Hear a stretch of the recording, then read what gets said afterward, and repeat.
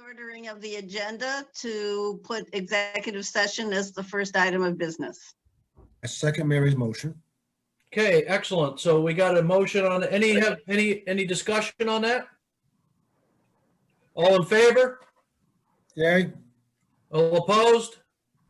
Okay, unanimous. We are going to, now we got to move, somebody's got to move us into executive session. Or I guess I do that, right, Mary? I move we go into executive session. Second that. Okay, all in favor? All right, great. We are moving into executive session. Mike, give us the thumbs up when we're ready. All right, I gotta stop the recording here. And I would, let me know when we're out. I would just ask, let's see if we can't move quickly through here. I think everything else is pretty processed. Yep, you're back into regular meeting and we're recording. Okay, all right, we are back after executive session. And we've now, the next item on the agenda is approve the minutes of the regular meeting, December 16th. Do I have a motion? So moved. Second. Say, is there anybody has any comments on the meetings? No? Okay. All in favor of approving meetings? Aye. Okay, any opposed? Okay, meeting, those minutes pass unanimously. Second is, I move the approval of the minutes for the special joint meeting. do I have a second? Second it. All right, we have a second. Any discussion? That was KC second.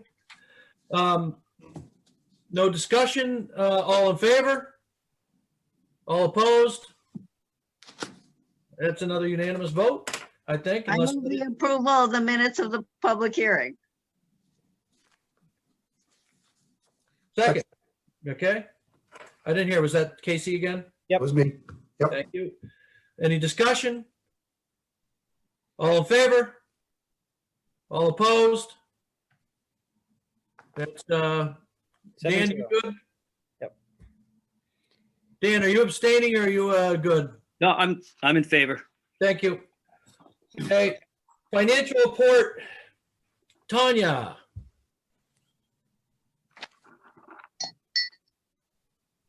All right. The water gallons sold for 2020 were just under 1% lower than 2019, which left us pretty close to on target for the rate increase for revenues. Overall expenses for 2020 were below budget, $111,000. The 120-day past due receivables has decreased by $12,000 since disconnections were reinstated in November. The year ended with $1.3 million cash on hand. Capital spending was approximately $400,000, which is slightly below half the original budget, which was $835,000, which was cut due to the pandemic. The year-end financials will be finalized once the audit is complete, and that's scheduled for March. We do have a few small cleanup entries remaining for the year, but we don't expect any significant changes. Terrific. Anybody have any questions for Tanya? I get one. Andy? Yeah, just a question, Tanya. I think I mentioned this to Sid. On our nice little report that we have here, I like this, the sheet. Did you have a chance to look to see if we could take the apportioned expenses and have a little place in here that shows, you know, the total expenses for that area and then total bill to Lewiston, so we can have an idea of all those apportioned expenses, especially the ones that are apportioned. But yes, Sid did mention that, and we talked about it a bit. We hope to have something for the January financials. okay, so you think you can have something where we can look at it? And my intention, like I said, was it may not be a monthly thing. We can't make a judgment or a decision based on a monthly report, but a quarterly, or in 3 months, we should be able to see that with the apportioned expenses are being billed the way we expect them to be billed, and the apportionment is correct in the expenses. Okay. Yep. Bob, you got a question? Oh, no, I'm sorry, I just, Oh, no, that's okay. I just wanted to see if I forget it. Everybody else good with Tanya? Okay, thank you, Tanya. Tanya's frozen on my screen. I don't know if she is on Yeah, yours. she started on mine as well, but. Okay, well, we appreciate you, Tanya. All right, next thing is ratify the payment of bills. Do I have a motion? Bob moves that we ratify the payment of bills. Bob, motion. Do I have a second? Casey seconds. Anybody have anything, comments on the bills? I have one. Yep, On page 15, there's several areas there, City of Lewiston. And one of them, it's the third one down of the City of Lewiston that has to do with Auburn sewer. So it's $2,000. So I'm seeing that it's on the water side. And it's we're actually being billed, I guess, when we paid Lewiston for something that has to do with Auburn sewer out of the water account. So I just wanted an explanation of what that was. I believe that's for a shared SCADA technician that we have with Lewiston, and we bill that internally, half water, half sewer. That's for an employee that works for Lewiston that comes over and works for us. So half of his expense gets billed to us, and then we internally split it, half water, half sewer.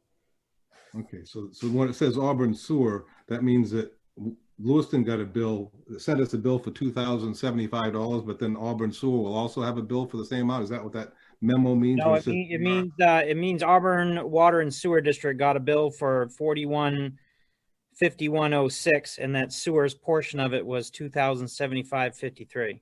Okay, so that's going to be billed to. So this isn't actually what we paid out.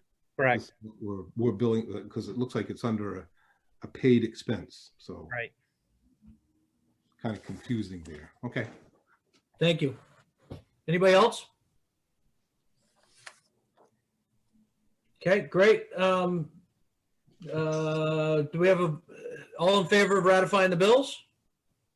Yay. Anybody against it? I'm going to just abstain. Okay, Dan's abstaining. So we got a 601. Yep. Okay, thank you. And this brings us to open session. Mike, is there anybody on open session? Nope, nobody from the public on the meeting. Nobody from public on the meeting? Okay. With that being said, with that being the case, we'll close open session and we will go to the activity report and project update. Mr. Broadbent. All right, I'll breeze through these. We did have a number of water breaks that popped up in December. Unfortunately, it's something that usually happens about this time of year as the frost starts to set into the ground, even though it didn't get very deep in December. We did end the year quite a few less on the water breaks as we did last year. If you look at that activity report, you see we had 19 total on the year. We had 27 the year before. So that's at least some light on the issue. But all of them were handled quickly by our staff, and there was minimal outage to customers. Gates, again, plowing. You get the first few snowstorms of the year, they find those gate valves out in the system. Hydrants, this time of year we moved to maintenance of hydrants, so you see some time there. The work under services, you see dig and repair a lot of service boxes. That's once we reinitiated the disconnect process. We start using a lot of service boxes, and inevitably you find some that aren't working and we have to repair those. That is our responsibility to maintain that valve. Nothing unusual under meters. The rest of the report is pretty straightforward. Nothing really to bring up unless anybody had any questions in the activity report. Bob? One, Mike, very last page, other activities, very last item. Number 8, I remember earlier and months ago, there was damage, someone damaged the gate at the boat launch. Now this another item made repairs to boat launch gate. Was somebody else damage it again? No, this was having issues closing. The chain was fetching up. So as the gate was closing, it wasn't closing all the way. So it was staying open a little bit. So we had to do some maintenance to that to get the chain to operate more smoothly. Okay, thank you, Mike. Yeah, Andy, you had your hand up? I did, yeah, as it relates to the first page in the mains. I think I've asked before about whenever we have a water main break, especially if it's one that has, we get an email from Sid that we get, photographs and information based on the line and what was wrong with it and how old it was and that kind of thing. Because I really would like to have us have a running idea of what's going on. We had 3 breaks in December. I know that we had at least 2 repairs required in January that I know of, and maybe there's more so far. But I'd like to just know, I think we still haven't received a comprehensive report of our system, how aged it is, where the real problem areas are, a comprehensive list of where the oldest pipe is, and that kind of thing. I just think we need to have a better handle. One thing we're looking to do, and we've budgeted to do this year, Andy, is to conduct a capital improvement plan of our distribution system. What that means is we're going to analyze all of our infrastructure. We're going to incorporate all of our maintenance records, such as the repairs that you've mentioned. We're going to incorporate all the customer database into that. So where are our big customers? Where is our water demand? We're going to look at where's growth going on in the city. And then it's going to put that together in a plan that can help guide us to make improvements such as water main replacements, maybe upgrades to facilitate future growth and stuff like that. So that is something that's in the works, and I'm currently working on right now, putting that together, whether we do that as an RFP process or we select a software that could do that for us. That is something I'm actually actively working on right now. As far as information, each time a break occurs, is that something you want monthly? Is that something you want, instantaneously, as breaks occur? Obviously, that's all information that we track. Just right now, when stuff like that happens, if Sid would like me to forward that around, I can, but right now it's just stuff I document internally. And, we do track here. I have very detailed information on everything that we do, whether it be what brand coupling we use, to how many people were on when we fixed it, to what equipment we used. But, again, it's not something I've ever been in the process of sharing with the board. Maybe that's something, if you have a list of things you'd like to see, send that to Sid, and, I'll do whatever I'm directed to do. So, like I said, we have all that information. It's just a matter of setting up the platform on which you'd like to see it and how you'd like to get it.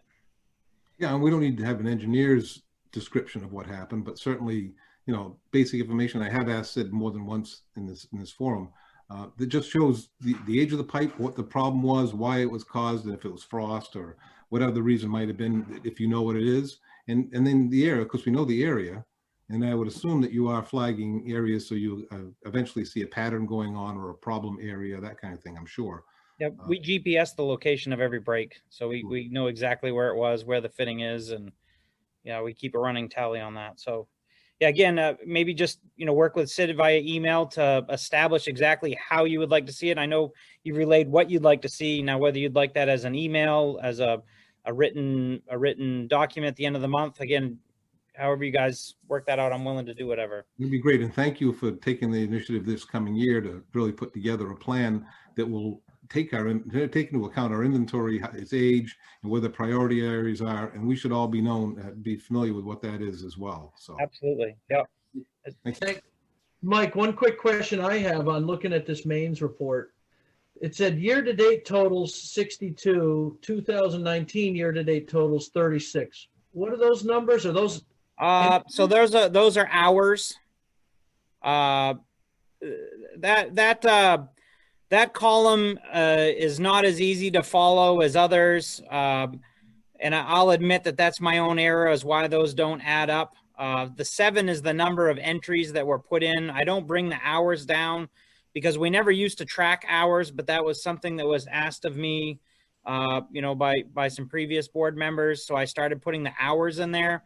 It used to be just the number of occurrences, the number of entries into mains.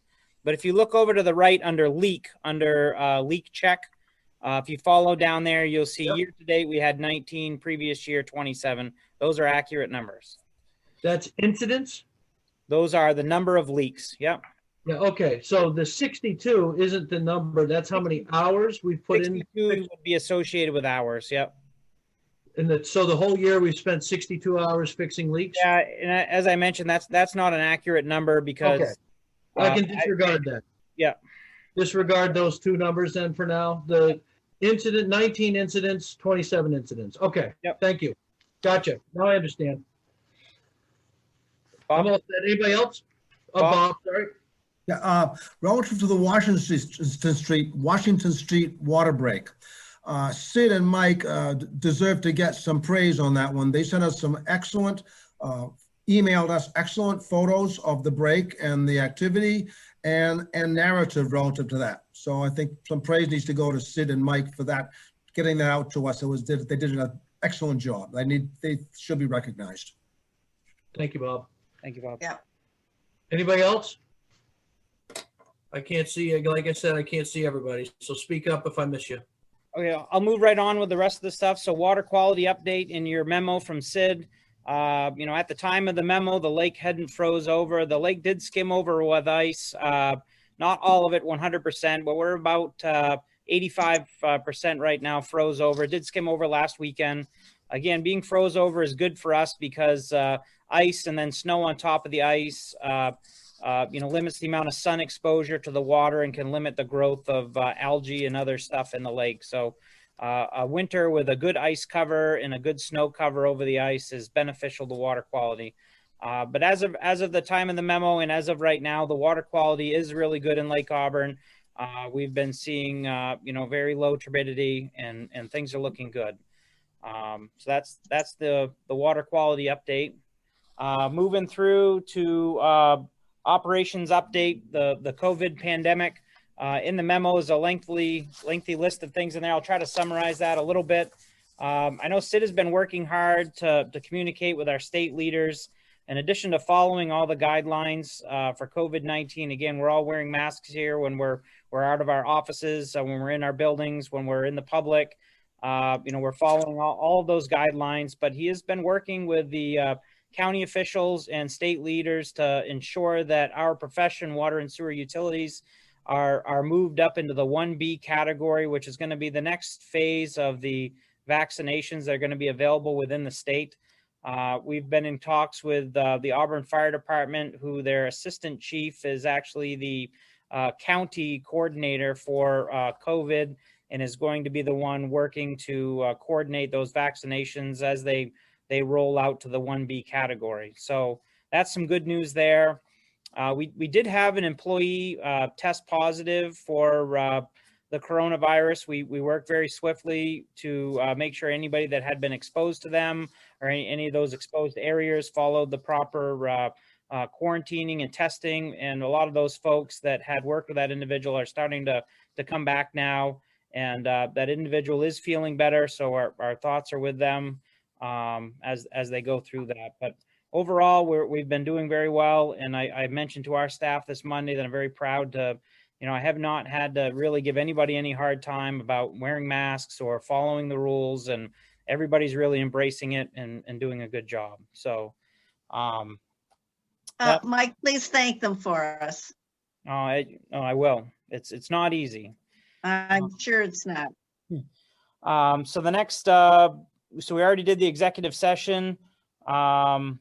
Project update. I guess I kind of skipped over that, but project update. We are planning for the 2021 construction season. We're laying together a project calendar, how we're going to sequence all the projects we're going to do this summer.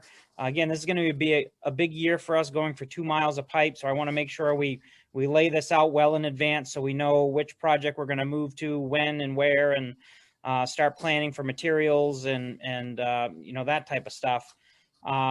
One thing that's kind of come up is there's been a lot of growth in the Merrill Road area. Future Guard, an industry out there, has one big expansion going on right now, and they have 2 more expansions planned for later in 2021 into 2022. And it's going to be an influx of TIF funds that are going to be available.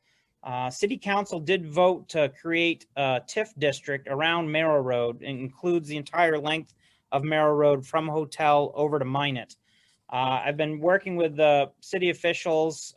There is the possibility that TIF funds will be available for utility infrastructure as long as it improves what's already pre-existing. If we can improve the utilities out there for the businesses, then we may qualify for TIF funds. We do have a working hydraulic model of our water system. So we reached out and we had them run that in our model to find, well, how can we improve that, that system on Merrill Road? And they did come back with a very nice report outlining some recommendations that would greatly improve the water quality, the water sustainability, the fire flows, the domestic capacities are available to both Merrill Road, and as a side benefit, it would improve to all of Minot Ave, which is also another area that is very important to make sure we have adequate utilities. So it's a good report. We've gotten it to the city officials. I think when the time comes for evaluating TIF funds, that we will have a good foot forward to qualify for some of those. So we wanted to make you aware of that. So yeah, and just some of the winter activities we've been up to. This time of year we clear water main right of ways. We have about 35 miles of cross-country water mains that cut through easements and some backwoods areas, and we try to about once every 10 to 20 years hit each and every one of those and just keep them clear of brush and debris. So if we need to access them, we have that accessibility. So we've been working on that this winter. So that's all for me. Thank you so much, Mike. I had one question, Mike. Sure. Just as it relates to that TIF, I'm not sure, if that'll come forward, what you want to do, and I'm sure we'll have a chance to review it as a board. But my concern, first of all, is that we're trying to do over 2 miles of pipe. And if a TIF district is authorizing to do an improvement that relates directly to that TIF, then we should make sure, I think, that we do an outside contractor to do the work that we can do, as opposed to taking away from our obligation every year to do over 2 miles of pipe.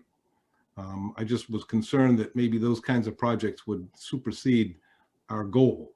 And Right. if it's already been financed by a TIF, so that means the taxpayer is in effect paying the bill, just in a different way, we would have an outside contractor do the work whenever possible in that case. No, absolutely. And just to be clear, to do 2 miles of pipe in a year, we're not going to be able to do that all with in-house staff. So there's quite a bit of work that we'll be subbing out as well. And a project like this, where the city's already going to be reconstructing the road, this would be a big push of mine and a practice that we've done. If they've already got a contractor in there to do the road, it just makes sense to have them do the water infrastructure as well. Doesn't make sense to have 2 people in there trying to run an excavator and do 2 different things. So that would be a project that I would really push to, if there's TIF funds available and we do get them, then to put that out to bid as part of the contract to reconstruct the road, put the water main in. So yes. Yep. Excellent. Any other questions? Speak up if you got it. I can't see everybody. Okay. Thank you so much, Mike. Appreciate it. Great report. And there's one last thing I have to bring up under new business. So we did receive yesterday afternoon, a 10-person complaint was filed with Maine PUC against the district. It also named the Lewiston Water Division in that complaint. So we just received the initial CAD file from PUC on it, just notifying us that it has been filed. We do plan to forward that to you all in the morning. Again, we just received it. We're going to just wait to see if PUC needs anything from us. Again, it was just an acknowledgement from them to us that they have received it and they're going to be looking into it. So we will get that forwarded around to everybody tomorrow. So I just want to bring that up as well. Thank you, Mike. All right, we got old business, the City of Auburn watershed study. That came up actually at City Council last night. It was sent back to get a couple of the last meeting. It was sent back to get, there was some adjustments made, and it was in fact passed last night unanimously. So that study is going forward. Mike, I don't know if you have any additional info on that you want to present, but No, I didn't actually. That was perfect. That's more information than we had. So that's a good update. cool. I have a question on that though, Steve. Andy? Yeah. Yeah, because I know when it was tabled at the last council meeting, there was some real serious concerns, including at least one trustee who had concerns about what their focus was going to be on, and some of the stuff that they weren't going to focus on according to their RFP. Yeah. And then I noticed last night's meeting, it was, one counselor said, well, they answered my questions, and then it went right to a vote. There was no explanation as to how they were going to address that issue of economic development that was lacking in their RFP. And I was a little concerned that there was no discussion and no explanation as to why, when it was tabled, everybody agreed there were problems. And then when the meeting happened last night, there were no discussions about how the problems were solved, and can we count on this organization to do a completely fair and Yeah, there was one of the consultants that were particular concern dropped out of it. So that was the big thing. So someone that we felt was so we felt pretty good that it was that the focus of the people that put it together felt like that they had resolved, and that it was going to be evenly put out, so that the economic feasibility piece of it, that they were going to be able to do that. so we're leaving that to city staff to monitor and make sure that that's done. Because, the thing that concerns me about studies, in this case especially, is, and we're having the same issue with the surge tank on the sewer district, as far as I'm concerned, is a lot of people are doing a lot of talking, and they're coming up with a 400-page document that then you guys will get 3 days before council to agree on. And everybody's had a chance to review it step by step as a progress. But those that have to make the decision only have a few days, and they've got a lot to look at. So it's kind of like a gaslighting approach sometimes. And I'm a little concerned that where it does affect us, there isn't going to be enough input from anybody until it's all said and done. And then, of course, usually the study is accepted as a document that's it's the Bible, once it's accepted. And I'm just a little bit nervous about that. So I don't know if there's going to be some like I've asked for the surge tank, there's been some updates. Here we are so far. This is what we've discussed. This is what we got for information, as opposed to waiting until it's all done. And then again, getting that page on that document on Thursday night for a Monday meeting doesn't give you a lot of time to really understand it before you have to take it, have a resolve to accept it. I hear you. I don't really have an answer for that. Okay. I was hoping that maybe you could have the city manager or somebody giving updates throughout this process. So Maybe that makes sense. Maybe we should have the city manager. Maybe we should invite the city manager to a meeting, the next meeting, to give us an overview on how things are progressing. He's more involved on that. Once there's progress. So that, for instance, we have maybe we should all think about that RFP and the bullet points of the RFP, because we talked about community, we talked about ordinances, we talked about environmental protection, and then we talked about economic development, the 4 keys to this study. And so maybe when we're into it enough so they get some feedback from this organization, maybe that would be a good thing. Not now, because obviously they're just getting started, but so we have an idea of where they're going, especially as it impacts the lake. I think it's a good idea.